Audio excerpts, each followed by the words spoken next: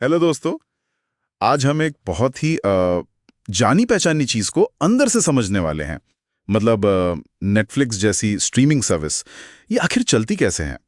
हमारे पास एक system design का चित्र है netflix.pdf से। आज इसी चित्र की गहराइयों में उतरेंगे। हाँ नमस्कार।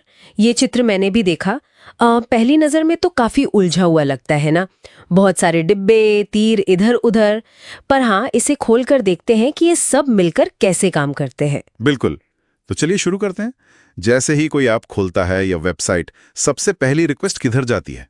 चित्र में तो दिख रहा है क्लाइंट से एक तीर लोड बैलेंसर की तरफ जा रहा है। हाँ सही पकड़ा।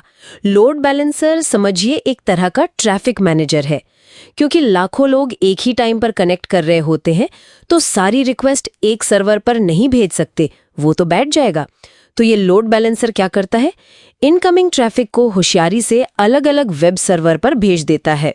अच्छा, मतलब ट्रैफिक बढ़ गया, फिर रिक्वेस्ट पहुंची वेब सर्वर तक। अब आगे सर्वर को तो होम पेज दिखाना है, थंबनेल दिखाने हैं। ये सब इतनी जल्दी कैसे होता है? चित्र में मुझे कैशे और सीडीएन भी दिख रहा है। हाँ, यहीं पर स्पीड का खेल है। कैश जो है वो सर्वर की अपनी छोटी सी मेमोरी है समझिए। जो चीजें बार बार इस्तेमाल होती हैं, जैसे आपकी प्रोफाइल पिक्चर या पॉपुलर शो के पोस्टर, वो सर्वर कैश में रख लेता है ताकि दोबारा मांगने पर फटाक से दे सके। ठीक है, कैश समझ आया। और ये सीडीएन? Content delivery network. हाँ, सीडीएन तो मतलब कमाल की चीजें स्ट्रीमिंग के लिए। सोचिए, नेटफ्लिक्स के मेन वीडियोस शायद अमेरिका में रखे हों, पर अगर कोई दिल्ली से देख रहा है तो क्या वीडियो अमेरिका से आएगा? नहीं। सीडीएन का मतलब है नेटफ्लिक्स ने दुनिया भर में आपके शहर के नजदीक भी अपने छोटे छोटे सर्वर या गोदाम बना रखे हैं। अरे वाह। हाँ, तो जब आप प्ले दबाते हैं, वीडियो आपके सबसे पास वाले सीडीएन सर्वर से स्ट्रीम होता है। इसीलिए बफरिंग कम होती है और वीडियो तेजी से चलता है। चित्र में भी तीर दिखा रहा है। वेब सर्वर अक्सर सीडीएन से ही डेटा लेता है। समझ गया। मतलब वीडियो प्ले करने के पीछे इतनी सारी तैयारी। अच्छा, अब चित्र के बीच वाला हिस्सा देखते हैं। यहाँ है search service, recommendation service, videos. ये क्या है? ये सब बैकएंड की कोर सर्विसेज हैं। सर्च तो साफ है ना? आप जो टाइटल ढूंढते हैं, ये सर्विस उसे खोज कर लाती है। और रिकमेंडेशन सर्विस वो जादू है जो अंदाजा लगाती है कि आपको आगे क्या देखना पसंद आ सकता है। ये आपके देखने के पैटर्न से सीखती है। हाँ, ये रिकमेंडेशन तो काफी सही होती है कभी कभी। बिल्कुल। और चित्र में एक तीर इन दोनों के बीच भी है, सर्च और रिकमेंडेशन के बीच। शायद आपकी सर्च हिस्ट्री रिकमेंडेशन को बेहतर बनाती है, और वीडियोस वाला हिस्सा वो शायद असल वीडियो फाइलों का स्टोरेज और मैनेजमेंट सिस्टम है। ठीक है। अब इतनी सारी अलग अलग सर्विसेज हैं, ये आपस में बात कैसे करती होंगी? यहाँ मुझे Kafka, message queue, analytics logs जैसे कुछ नाम दिख रहे हैं। ये थोड़े टेक्निकल लग रहे हैं। हाँ, ये समझिए सिस्टम की नसें हैं, कम्युनिकेशन का तरीका।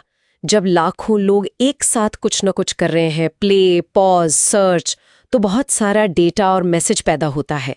तो काफका और मैसेज क्यू जैसे सिस्टम ये एक तरह की पाइपलाइन है।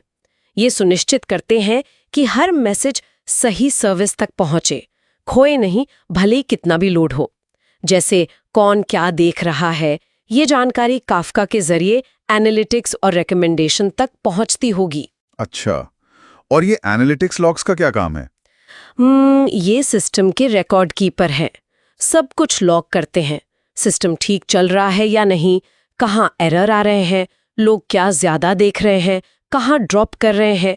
इसी डेटा से नेटफ्लिक्स अपनी सर्विस को इम्प्रूव करता है, बग्स ठीक करता है, और हाँ, शायद रिकमेंडेशन को भी और बेहतर बनाता है। तो चित्र में एक कोने में लीडर नोड का भी जिक्र है। इसका क्या रोल हो सकता है? हाँ, वो मैंने भी देखा। पर इतने बड़े फैले हुए सिस्टम में, जिसे हम डिस्ट्रीब्यूटेड सिस्टम कहते हैं, अक्सर एक कोऑर्डिनेटर या लीडर की जरूरत पड़ती है। हो सकता है ये तय करता हो कि कौन सा सर्वर क्या जिम्मेदारी संभालेगा, या अगर कोई सर्वर फेल हो जाए तो उसका काम कौन करेगा। मतलब सिस्टम को सुचारू रूप से चलाने के लिए ये जरूरी हो सकता है। तो कुल मिलाकर इस एक चित्र से ये समझ आ रहा है कि एक क्लिक से लेकर वीडियो चलने तक कितने सारे हिस्से, load balancer, web server, cash, CDN, search, recommendation, video storage, ये मैसेजिंग सिस्टम, एनालिटिक्स, सब एक साथ काम करते हैं। बिल्कुल। बाहर से हमें बस प्ले बटन दिखता है, पर पर्दे के पीछे ये एक बहुत ही जटिल और बेहतरीन इंजीनियरिंग का उदाहरण है। एक स्मूथ स्ट्रीमिंग देने के लिए बहुत गहरा तालमेल और तकनीक चाहिए।